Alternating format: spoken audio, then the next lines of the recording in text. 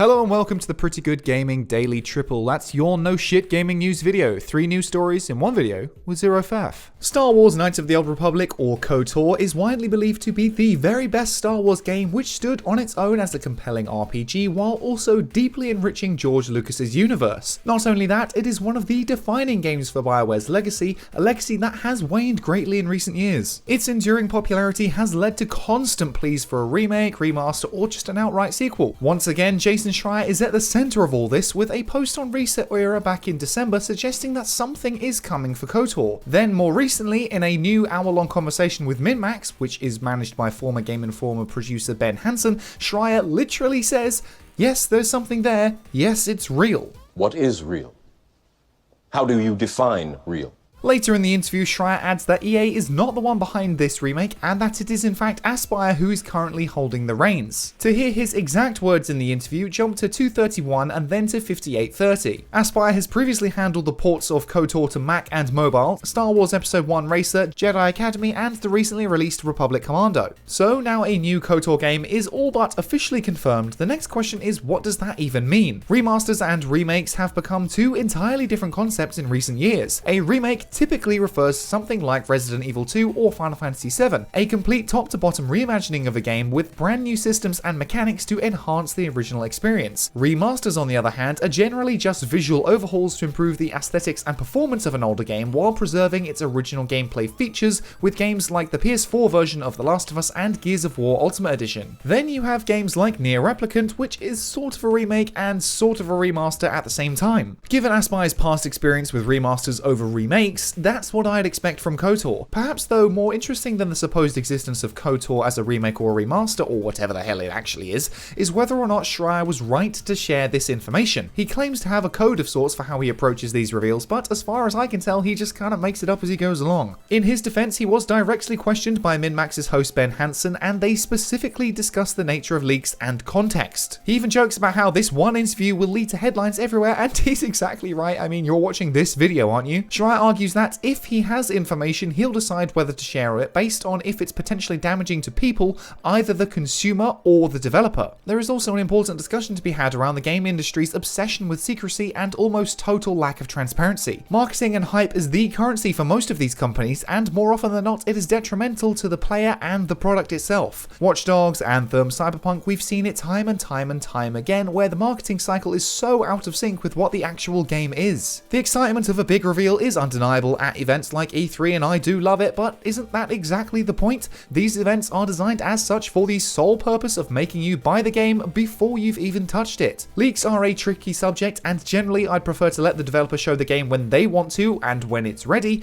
but in reality it's always down to the publisher, which is where the bullshit marketing comes into the equation. I want power to the developers, not to the marketing teams or publishers. Anyway, a KOTOR remake is happening, but we don't know anything else about it, and probably won't know anything for some time. Despite being a huge Star Wars fan myself, I never actually played KOTOR, and it's been on my backlog for years. Whether I'll play the original before the remake is another story, but I'm not getting excited until I hear something more and learn whether it's a full remake or just a cosmetic remaster. But Star Wars doesn't have a great track record with prequels or sequels, especially since Disney is now in charge. And next up, awards are pretty meaningless to us as consumers, but for creators it's a chance to be recognized by your peers. The games industry has various award shows run by different companies and media outlets, but perhaps the most relevant one is the Game Developers Conference Awards. The Game Developers Conference is pretty much what it sounds like, and while it's not aimed at consumers, it can have very interesting insights into how specific parts of games come to be. Leading the batch of nominees are 3 of 2020's most popular titles.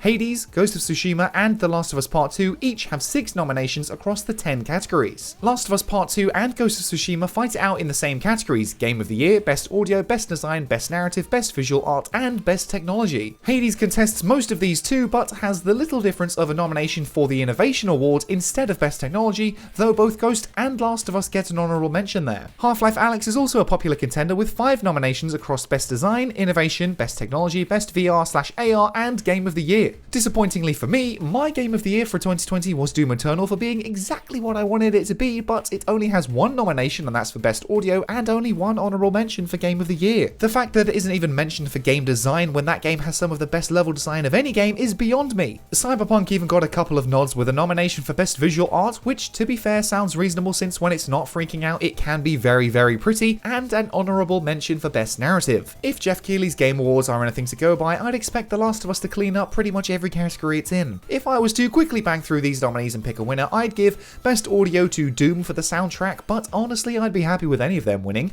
Best debut to Carrion because it's the only one I played from that list and it's great. Best design is Hades for actually making me like a roguelike game. The fact that Animal Crossing is nominated when one of the biggest criticisms of it is that it's really grindy is absolutely baffling. Innovation goes to Dreams because there's just nothing quite like it and it has so much potential.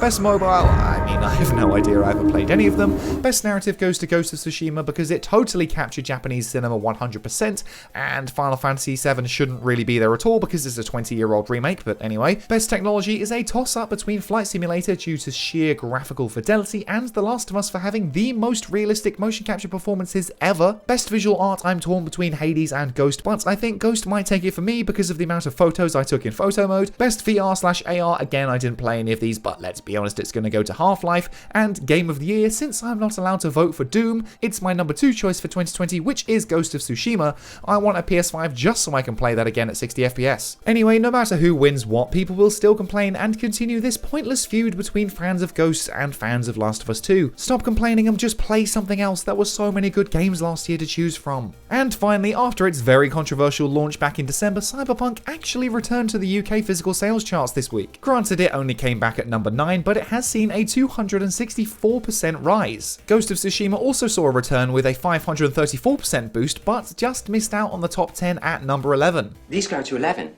Animal Crossing, New Horizons and FIFA 2021 still prove to be the juggernauts and have swapped first and second positions this week compared to last week. Throughout the other spots, Nintendo's dominance holds true with Super Mario 3D World and Mario Kart 8 flip-flopping between 3rd and 4th, Minecraft Switch holding on to 5th, and Monster Hunter Rise dropping from 6th to 7th. Mainstays like GTA 5, Assassin's Creed Valhalla and COD hold 6th, 8th and 10th respectively. There were no major releases last week, but Nier Replicant launches worldwide on Friday, which could shake things up a little. I don't know how well it will sell since it's a remake of a little-known Japanese game from 2010 which had an entirely different version released in the West, but Nier Automata did incredibly well and was one of my favourite games from 2017, so it could turn out to be a bit of a surprise. And that's it for today. If you enjoyed this no shit format, go ahead and give the video a like to give it a boost, hit subscribe and the bell if you want to stay up to date on all future installments, toss a coin to your YouTuber over at patreon.com/prettygoodgaming. I've been Henry Cooper, that's all for today, bye for now.